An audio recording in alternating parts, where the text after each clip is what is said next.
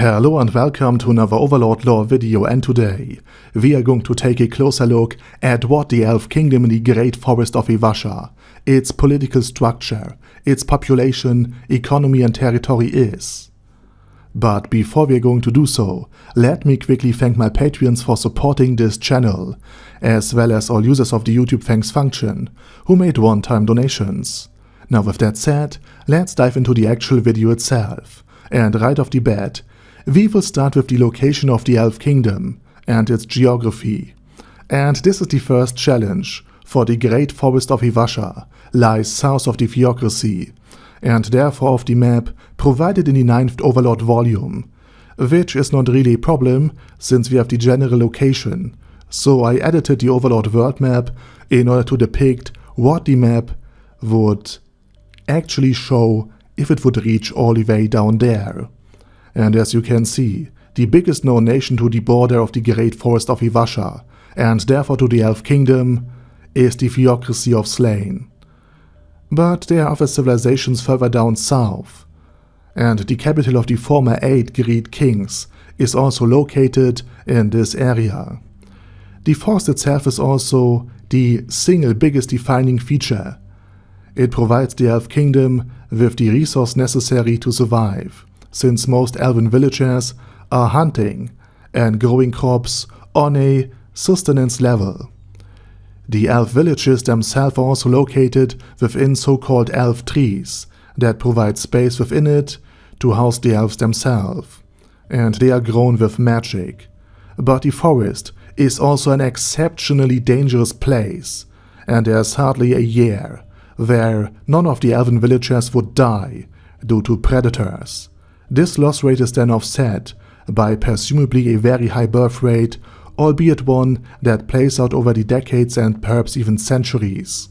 For elves live very long lives compared to us humans. But this predator-filled forest would also have its upsides, due to the sheer danger all of the different beasts pose, especially to those who are not familiar with it.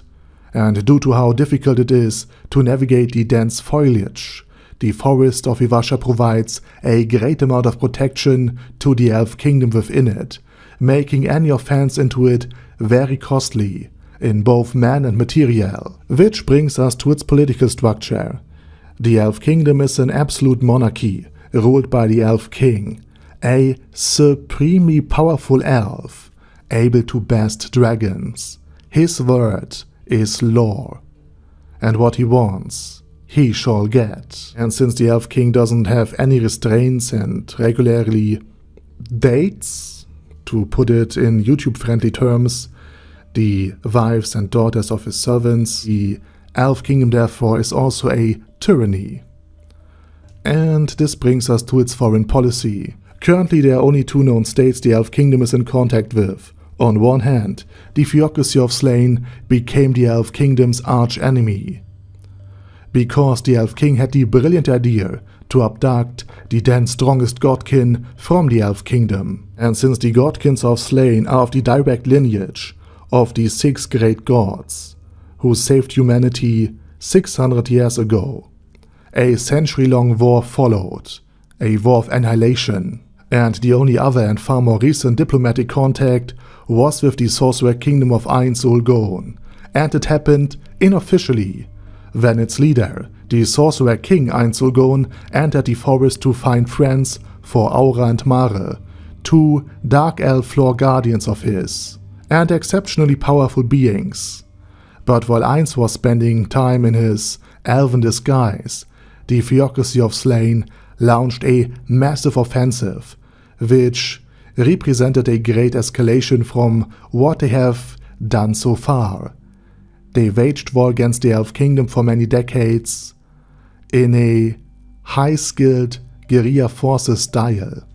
They had small troops that could move relatively stealthy throughout the forest, attack isolated elf village, capture or kill the elves within the villages, and then sell a good portion of the elves off for a handsome amount of money, among others to the Empire, which supposedly also might have offset the cost of waging this war, thus enabling the Theocracy to keep the pressure up. while more and more elven settlements just disappear, all without any major downside to the slain theocracy itself. And due to the highly dangerous nature of the forest itself, traveling even just outside of the elf village is quite dangerous, so any reinforcement would have to take great care in order to avoid predators and dangerous magical beasts, thus making any reinforcement quite difficult, especially against the guerrilla warfare of Slain. And this danger made trade among the elven village also quite difficult. Contact between other villages is only sporadic, and more often than not, it is done in order to ensure that the other village is informed about any dangerous beasts, or that it is even still around and not had fallen prey to these dangerous beasts. This in turn greatly hinders economic development and integration. The elf villages are more or less isolated oases in a dangerous green desert, rather than a coherent civilization with economic internal integration and coherent institutions. The only exception to this is the capital of the Elf Kingdom. Which, while also made up entirely of trees, reaches all the way to the ground and allows for quite a bit of economic activity within its borders. It is also guarded by the most elite of fighters, and was until Einzelgon has deeply wounded, and until Zeshi has finished off the Elf King, protected by him. And again, he is an extremely powerful elf that could easily best anything within the forest of Ivasha.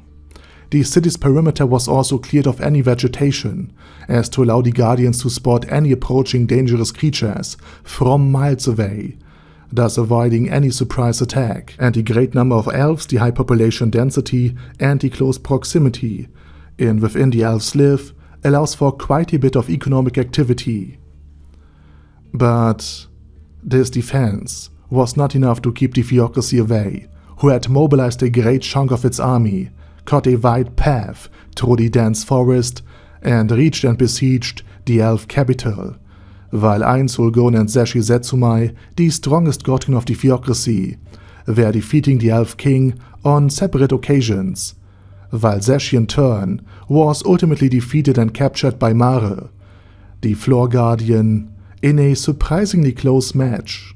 After that, Einzelgon fled, leaving the actual army of Slain intact, while still depriving the nation of its greatest assets, the half-elf and daughter of the elf king, Zeshi Zetsumai, who had slain her own father.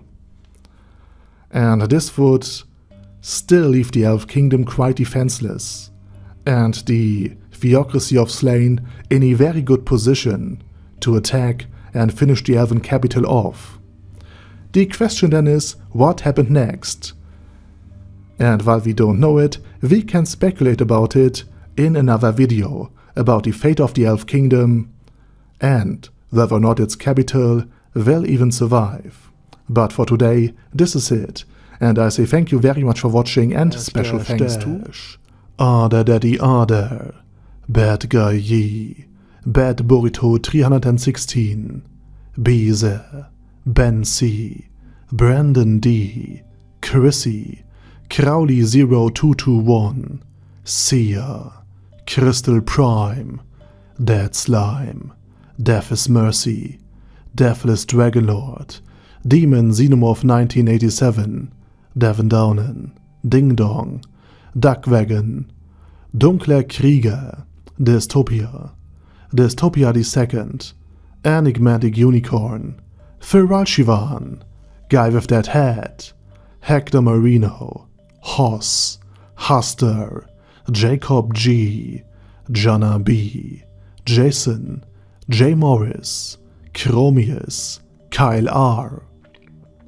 Lee K. Long, Legendarius, Lelouch Britannia with a Mustache, Lexus Fox, Lord Nishikian Rai, Lord Touch Me, Loverazor, Mervek, Mr. Shoes, Mr. Tweaker, Michael R, Michael Y, Nope, Oh Hell No, Normal Toad, Okill, Overlord General Gasper, Perdipentum, Personage, Primus 11, Rhinomere, Cune Caracos P, Shergox's Daddy, Shadow Lightning Wolf, Shrine Keeper, Super Tier Magic Batista Bomb, Supreme Cheese, Staris, Ted, Texas Deer, The Orc Warboss Rak Ed Smasher, T.E. Wang, Vash Hawkeye, Vegito27,